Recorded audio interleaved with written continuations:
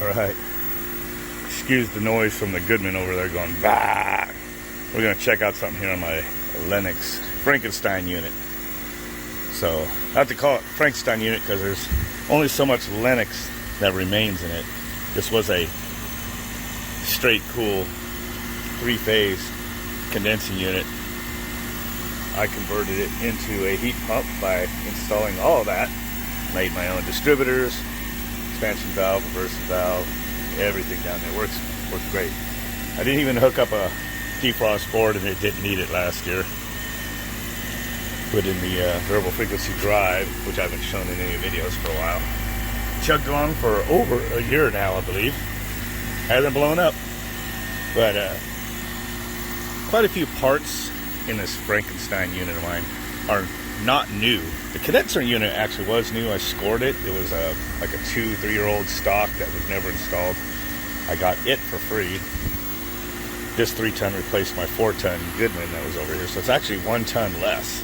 75% of the capacity of the other one. But they often oversize the units in these houses. So I got that new. The VFD was actually new, swapped out because of some device was ordered wrong. So that's how I got those. But then, like say this fan motor here, I took out the original fan motor and I put this ECM in here because well, I want to be able to run it all on DC. That project was to see if I could run this unit all on a solar directly with no utility power. Well, as it sits right now, minus the relay here that's powered from the air handler, it does just run off of solar power. The outside unit can. If I want the inside unit to, then that'll be some further modifications to the Frankenstein unit. So anyway, this motor, the bearings starting to make some weird noises. I heard it last night in the house, and I came outside a couple times, finally caught it, and it was making this weird sounds, like just, the motor just like, I guess the bearings would just get tight every once in a while, and they are roller bearings. As it spins, even by hand, I can feel the bearing randomly like grab. You feel that it causes a little jerk as it slows down abruptly. Pretty interesting. So this ECM, I mean, it's probably 10-15 years old. I've always liked saving ECMs, especially if they might still work or just whatever. Sometimes I would save like people would change them out, and I would take them apart and find that just like there was just a short in the windings right in the back, right next to the end plate or something. I don't know. Or from units that were changed out. So I've had a few of them laying around.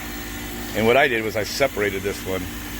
The module is down there because of the added depth it was adding, and then I modified this one, changed the bolt. So this looks like a regular motor, but it is an ECM motor, permanent magnet motor.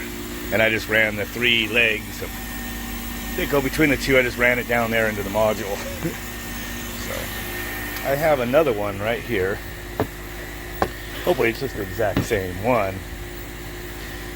The bearings usually stay pressed onto the shaft, so I'm hoping that I could just unscrew this and actually just pull the whole armature out with the shaft. Just pull just one end off of that one. I'm hoping I could just swap it real quick, not touching any electrical.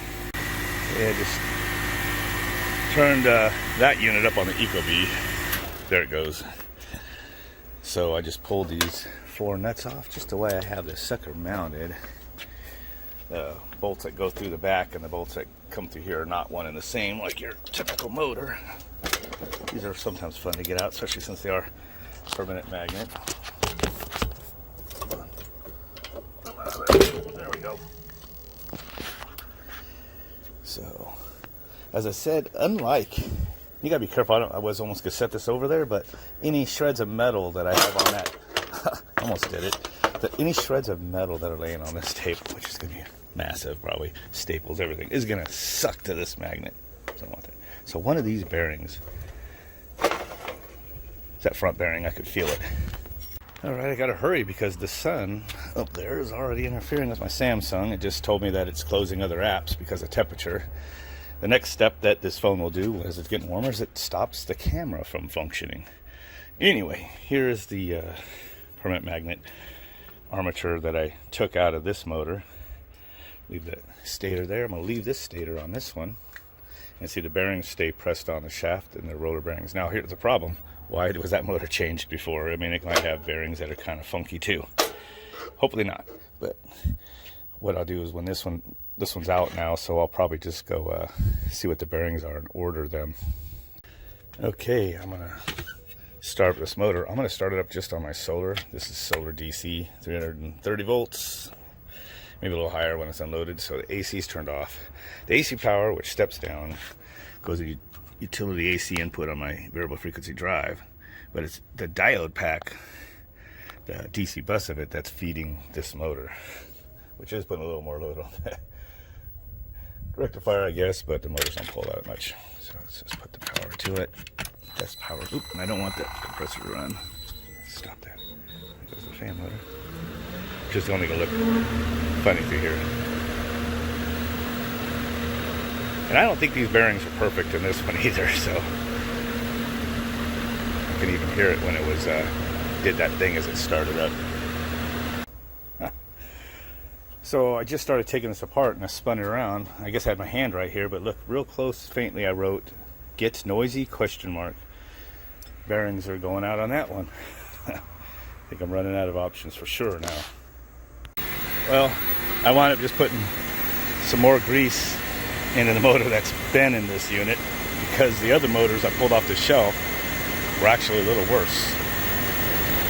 So this one wasn't like doing as much as that other motor I just showed you, but it started making a noise every now and then. I heard it inside when I was watching TV last night. So hopefully it'll be okay until I can get some bearings. I don't really see this roller bearing just locking up in the state that it's in right now. So, and I really worked in some more grease down into the bearing. So it might just be totally fine until I get some new bearings. Let me go inside and see if I can find them right now. And of course Amazon has it. They're driving everybody out of business, but this is probably too hard to pass up. I just got to look through here and find some quality. Oh, NSK, look at the difference in price. $17.80, and there was NSK for $10 right there. 2-piece for $6.99, 4-piece for $7.99. I can rebuild 2 motors with those, but how good are they? It does say 6203ZZ bearing. Huh, I'll have to take a look and see if I want to take a gamble. How cheap do I want it to go?